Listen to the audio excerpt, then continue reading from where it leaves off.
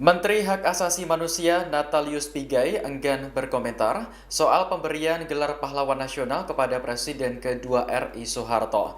Sebagaimana diketahui, pemberian gelar itu menuai polemik karena dikaitkan dengan rekam jejak masa lalu Soeharto. Ditemui di kantor Kementerian HAM Jakarta pada Selasa, Pigai menegaskan bahwa dirinya adalah Menteri HAM.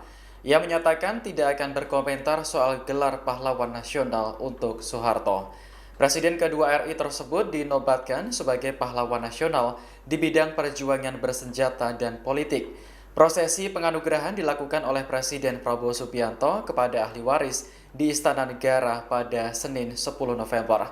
Narator di istana menyinggung jasa besar Soeharto sebagai Komandan BKR Yogyakarta serta Download Tribun X sekarang, menghadirkan lokal menjadi Indonesia.